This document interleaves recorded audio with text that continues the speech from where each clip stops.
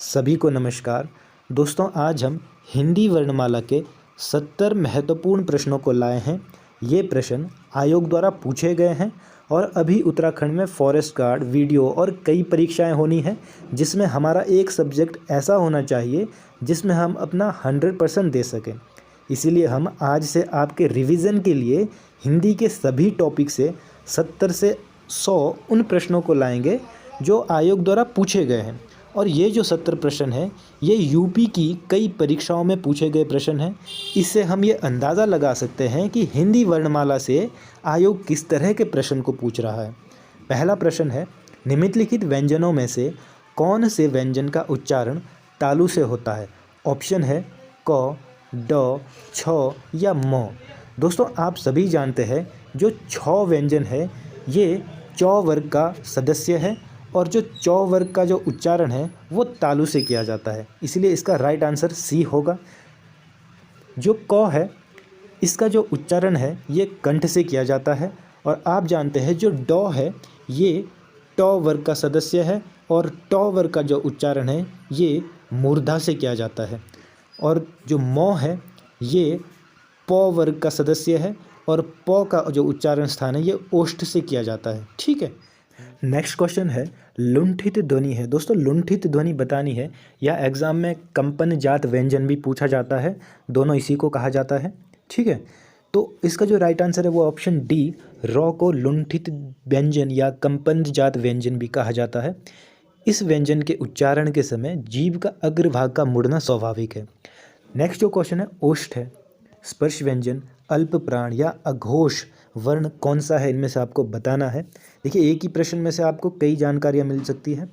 पहला है प, ड, ध या फ। ठीक है, तो ओष्ठ की बात करें तो प और फ ये ओष्ठ है, इसमें बी और सी पहले ही कट जाएगा और इनमें से हमारा एक आंसर होगा।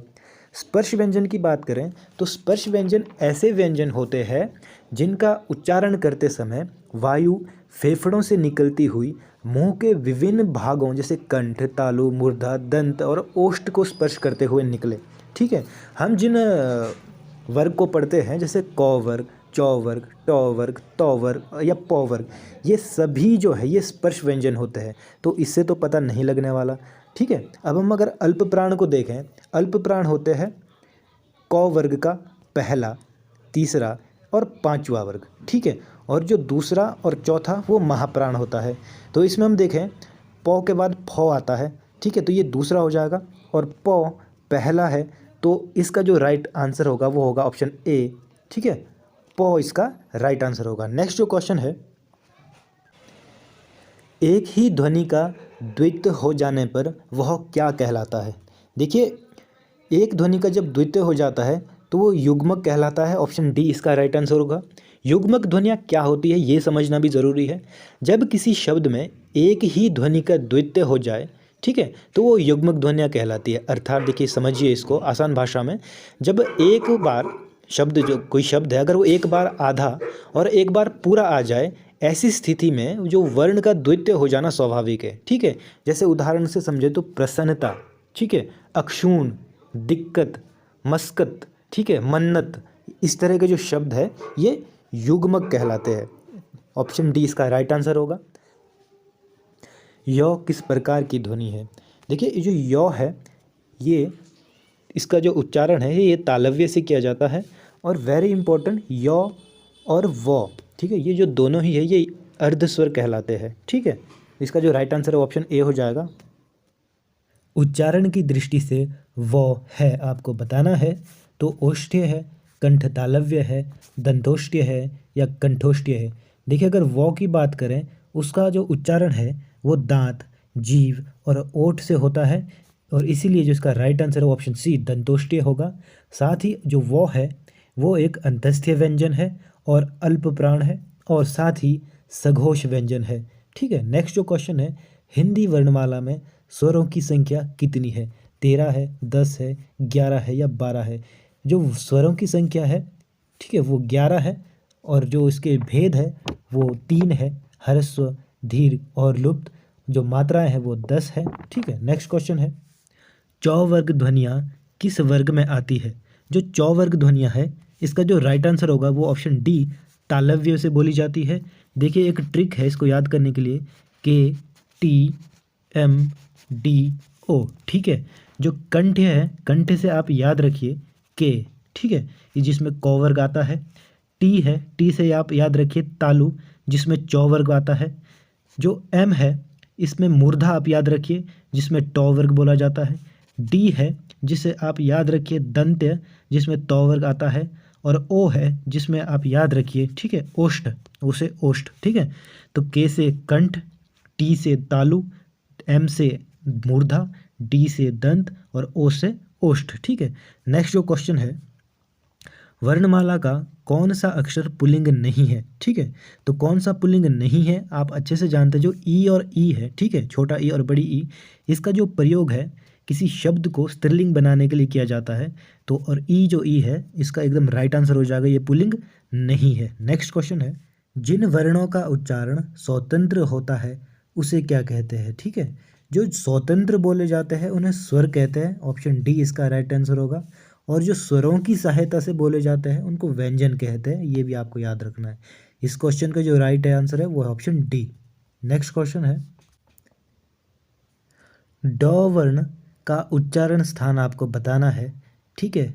ट वर्ण का चौथा है या दूसरा है, ठीक है, या तीसरा है।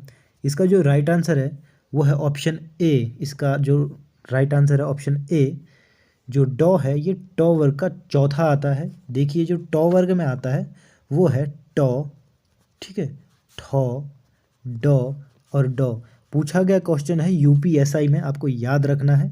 नेक्स्ट जो क्वेश्चन है, लिपि चिन्हों के क्रमबद्ध समूहों को क्या कहते हैं, तो वो वर्णमाला कहते हैं, ऑप्शन बी इसका राइट आंसर होगा। ऐसी कौन सी दो मात्राएं हैं जिनका प्रयोग तो किया जाता है किंतु उनका समावेश स्वर में नहीं किया जाता, तो ऐसी दो ही मात्राएं हैं, अंगर और ऑप्शन सी इसका एकदम राइट आंसर होगा। नेक्स्ट जो क्वेश्चन है, उच्चारण की दृष्टि से संबल ध्वनियों का कौन सा वर्गीकरण है, ठीक है। तो जो संबल है ये संपृक्त ध्वनियों का उदाहरण है, ऑप्शन डी इसका एकदम राइट आंसर होगा। देखिए जो संपृक्त ध्वनियाँ हैं मैं मोटे तौर पर आपको बता देता हूँ। संपृक्त ध्वनियाँ, जब एक ध्वनि दो व्यंजनों में संयुक्त हो, ठीक है, मान लीजिए उदाहरण से मैं आपको बताऊं, यहाँ संपृक्त लिखा है, इसमें सौ, ठीक है, और बौ के बीच में ये जो मौ आया है, ठीक है, इन तीनों को मिलाकर जब संयुक्त रूप में बोला जाता है ऐसे शब्दों को संपृक्त ध्वनियाँ कहा जाता है, ठीक है। नेक्स्ट जो क्वेश्चन है, किस स्वर के उच्चारण में दीर्घ स्वर से भी अधिक समय लगता है, ठीक है। जो दीर्घ स्वर से भी अधिक समय लगता है वो है ऑप्शन बी लुप्त स्वर। नेक्स्ट क्वेश्चन है, वर्णमाला में स्पर्श व्यंजनों की संख्या कितनी होती है, ठीक है। जो स्पर्श व्यंजनों की संख्या होती है वो 25 होती है, मैंने आपको बताया है इससे पहले। नेक्स्ट है, स्वर ए और ए का उच्चारण स्थान कौन सा है, ठीक है। जो ए और आई है ये कंठ तालव्य, इसका एकदम राइट आंसर है ऑप्शन ए। नेक्स्ट क्वेश्चन है, हिंदी शब्दकोश में क के बाद कौन सा व्यंजन दिखाई देता है, तो क के बाद जो व्यंजन दिखाई देता है वो है कक्ष। भाषा की सार्थक लघुत्तम इकाई किसे माना जाता है, जो भाषा की लघुत्तम इकाई होती है वो होती है शब्द, ऑप्शन बी इसका एकदम राइट आंसर है। नेक्स्ट क्वेश्चन है, निम्नलिखित में से दंत्य वर्ण कौन सा है, दंत्य वर्ण जो है वो 100 है, ऑप्शन बी इसका राइट आंसर होगा। नेक्स्ट क्वेश्चन है, निम्न में से अनुनासिक वर्ण कौन सा है, आपको अनुनासिक वर्ण बताना है, कौन सा है, ऑप्शन है थ, म, ब या प। इसका जो राइट आंसर है वो है ऑप्शन बी, मौ जो है एक अनुनासिक वर्ण है, ऑप्शन बी इसका राइट आंसर होगा। निम्न में से कौन सा वर्ण घोष है, ठीक है, घोष बताना है आपको कौन सा है, ऑप्शन ए गौ इसका एकदम राइट आंसर होगा, गौ एक घोष वर्ण है। नेक्स्ट जो क्वेश्चन है, ल और सौ का उच्चारण किस स्थान से होता है, ठीक है। ल और सौ का जो उच्चारण होता है वो होता है ऑप्शन सी दंत्य, इसका एकदम राइट आंसर होगा। कनिष्ठ सहायक में एक क्वेश्चन पूछा गया है, आपको याद रखना है। नेक्स्ट है, इनमें से कौन सी देवनागरी की जो देवनागरी वर्ण ध्वनि नहीं है इनमें से, ठीक है। इसका जो राइट आंसर है वो है ऑप्शन सी ग्रीवा ध्वनि, ठीक है। नेक्स्ट क्वेश्चन है, किस व्यंजन का उच्चारण स्थान तालव्य है, तो आपको बताना है तालव्य किसका उच्चारण स्थान है, ऑप्शन बी इसका एकदम राइट आंसर होगा, झ का उच्चारण जो है तालव्य से होता है। नेक्स्ट है, जिन ध्वनि की गणना न स्वर में की जाती है और न ही व्यंजन में, ये हम अभी अभी देख चुके हैं। अयोगवाह, ऑप्शन ए इसका एकदम राइट आंसर होगा। स्वर तंत्रियों के आधार पर व्यंजनों को कितने भागों में बांटा जाता है?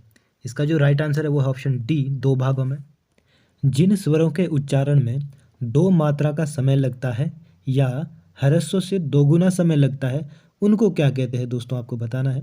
उनको कहते हैं गुरुस्वर, ऑप्शन डी इसका एकदम राइट आंसर होगा। गुरु स्वर्ग या दीर्घ स्वर, इसी को दीर्घ स्वर भी कहते हैं। ठीक है, ध्यान से सुनिए। आ, बड़ी ई, बड़ा ऊ, ए, आए, ओ और औ, इनकी जो संख्या है वो 7 है। इन्हीं को जो है दीर्घ स्वर या गुरु स्वर कहते हैं। इनमें भी जो मूल दीर्घ स्वर है वो 3 होते हैं। आ, बड़ी ई, बड़ा ऊ, ये मूल दीर्घ स्वर है। और 4 संयुक्त स्वर होते हैं, ए, आई, ओ और औ। ठीक है, तो इतनी ही बातें आपको इस क्वेश्चन से याद रखनी है। जिसकी ध्वनि केवल मुख से निकलती है वो कौन से है? ऑप्शन बी इसका एकदम राइट आंसर होगा। निरुनासिक स्वर कहलाते हैं जिनकी ध्वनि केवल मुख से निकलती है। नेक्स्ट क्वेश्चन है, अंतस्थ्य और ऊष्म वर्ण कितने हैं? ऑप्शन सी इसका राइट आंसर होगा, 8। अंतस्थ्य और ऊष्म दोनों पूछे हैं, आपको पता है। जो अंतस्थ्य होता है य, र, ल, व, ठीक है, ये अल्प प्राण होते हैं। और जो ऊष्म व्यंजन है श, पिटकटा श, स और ह, ये महाप्राण होते हैं। और इन दोनों की संख्या जो है 8 है। ऑप्शन सी इसका राइट आंसर होगा। नेक्स्ट है, रॉ का विवरण है। देखिए, रॉ का विवरण आपको बताना है। इसका जो राइट आंसर है वो ऑप्शन ए है। वत्सर्य, लुंठित, सघोष, अल्पप्राण और व्यंजन। ठीक है, रॉ का विवरण है ये। जैसे इसी की तरह अगर मैं नेक्स्ट क्वेश्चन को इसी से कंपेयर करूं, जैसे काकल्य वर्ण है, तो ऑप्शन सी इसका राइट आंसर है। ठीक है, अगर हम इसका ह का विवरण करें तो ह को ऊष्म संघर्षी, स्वर यंत्रमुखी, काकल्य वर्ण जैसा इसमें पूछा गया है, कंठ से इसका उच्चारण किया जाता है, ऊष्म संघर्षी, सघोष वर्ण आदि नामों से ह को जाना जाता है। ठीक है, नेक्स्ट क्वेश्चन है, य का उच्चारण स्थान आपको बताना है। ऑप्शन ए इसका एकदम राइट आंसर होगा। य का उच्चारण स्थान तालु है। नेक्स्ट क्वेश्चन है, निम्नलिखित में से कौन से व्यंजन महाप्राण है? देखिए, ऑप्शन डी इसका एकदम राइट आंसर होगा। मैंने इससे पहले भी आपको बताया है। जो ऊष्म व्यंजन है श, पेटकटा श, स, ह, ये एक महाप्राण, ठीक है, महाप्राण व्यंजन में आते हैं। और जो अंतस्थ्य व्यंजन है ये अल्प प्राण में आते हैं। ठीक है, ऑप्शन सी योर और लोवो, ये आपका अल्प प्राण में आता है और ऊष्म व्यंजन आपके महाप्राण में आते हैं। ऑप्शन डी इसका राइट आंसर होगा। निम्न में से अंतस्थ्य व्यंजन कौन सा है, आपको बताना है। इसका जो राइट आंसर है वो ऑप्शन बी है। लौ एक अंतस्थ्य व्यंजन है, आप जानते हैं, योर और लो वो। ठीक है, 4 अंतस्थ्य व्यंजन होते हैं। ऑप्शन बी इसका राइट आंसर है। नेक्स्ट है, निम्न में से अघोष वर्ण आपको बताना है। आप जानते हैं अघोष किसी वर्ग का पहला और दूसरा, इसको अघोष बोला जाता है। तीसरा, चौथा और पांचवा व्यंजन को, ठीक है, सघोष कहा जाता है। इसका जो राइट आंसर है वो है ऑप्शन ए, टॉ एक अघोष व्यंजन है। नेक्स्ट क्वेश्चन है, निम्न में से महाप्राण आपको बताना है। टॉ, ऊ या बड़ा ऊ या ठौ। इसका जो राइट आंसर है वो है ऑप्शन डी, ठौ एक महाप्राण है। क्योंकि आप जानते हैं महाप्राण में किसी वर्ग का दूसरा और चौथा व्यंजन आता है, जबकि पहला, तीसरा और पांचवा अल्प प्राण में आता है। नेक्स्ट क्वेश्चन है, दोस्तों अगर आपको वीडियो पसंद आ रहा है तो चैनल को सब्सक्राइब और वीडियो को लाइक ज़रूर कर दें। ठीक है, नेक्स्ट जो क्वेश्चन है, मूर्धन्य स्पर्श, संघोष, नासिक्य और अल्प प्राण व्यंजन आपको इसमें बताना है। इसका जो राइट आंसर है वो है ऑप्शन सी, अणो। देखिए, अगर इन चारों ही ऑप्शन के बारे में आपको मैं बताऊं, इसमें अगर 9 को और जोड़ दिया जाए तो इन पांचों को मिलाकर ये 5 पंचमाक्षर कहलाते हैं। ठीक है, और इनका जो उच्चारण है नासिक्य से इनका उच्चारण किया गया है। नेक्स्ट क्वेश्चन में कहा भी गया है कि निम्न में से अनुनासिक वर्ण पहचानना है, तो अणो, ऑप्शन सी इसका एकदम राइट आंसर होगा। और इस क्वेश्चन की अगर 63 क्वेश्चन की अगर बात करें, इसका जो राइट आंसर है वो ऑप्शन सी अणो होगा। क्योंकि आप अच्छे से जानते हैं जो मूर्धन्य है, ठीक है, ये मूर्धन्य से जो है वो टॉ वर्ग का उच्चारण किया जाता है और टॉ वर्ग का ही पार्ट है अणो। नेक्स्ट क्वेश्चन है, इसको हम देख चुके हैं। निम्न में से अनुनासिक वर्ण, ऑप्शन सी। निम्न में से मूर्धन्य ध्वनि है। ठीक है, मूर्धन्य ध्वनि आपको पहचाननी है। ऑप्शन ए डॉ इसका एकदम राइट आंसर होगा, ऑप्शन ए। उच्चारण के आधार पर निम्नलिखित में से दंत्य शब्द आपको बताना है। जो दंत्य है वो है ऑप्शन डी, लॉ का जो उच्चारण है वो दंत्य से किया जाता है। देखिए लॉ से पटवारी के एग्जाम में एक प्रश्न बना था कि लॉ को पार्श्विक व्यंजन कहते हैं, और पार्श्विक व्यंजन का जो अर्थ है जीव के अगल बगल का जो भाग, इसका जो उच्चारण है जीव के अगल बगल के भाग से जो उच्चारण किया जाता है लॉ का। और पटवारी के एग्जाम में प्रश्न बना था कि पार्श्विक व्यंजन कौन सा है, तो इसका राइट आंसर है option D, law. Next question है, निम्न में से दीर्घ स्वर कौन सा है? ठीक है, ऑप्शन सी इसका एकदम राइट आंसर हो जाएगा, आ एक दीर्घ स्वर है। नेक्स्ट क्वेश्चन है, हॉ का उच्चारण स्थान। देखिए हॉ का उच्चारण स्थान आपसे पूछा जा रहा है, इसका जो राइट आंसर है वो है ऑप्शन ए। जैसा कि इससे पहले मैंने आपको बताया, इसका हॉ का अगर विवरण किया जाए या हॉ के अन्य नाम जाने जाए तो हॉ को ऊष्म संघर्षी, स्वर यंत्रमुखी, काकल्य वर्ण, कंठ, ऊष्म संघर्षी, सघोष वर्ण आदि नामों से भी जाना जाता है। नेक्स्ट जो क्वेश्चन है, अंतस्त्य व्यंजन कौन सा है? ठीक है, तो जो अंतस्त्य है आपको पहचानना है, यो रो लो वो, ऑप्शन बी इसका एकदम राइट आंसर हो जाएगा। नेक्स्ट जो क्वेश्चन है, कौन से वर्ग के सभी व्यंजन अल्प प्राण है? ठीक है, अल्प प्राण यानी कि, ठीक है, अल्प प्राण आपको बताना है किसी वर्ग का पहला, तीसरा और पांचवा जो व्यंजन होता है उसको अल्प प्राण कहते हैं। ऑप्शन बी इसका एकदम राइट आंसर हो जाएगा। आज की वीडियो में बस इतना ही, धन्यवाद।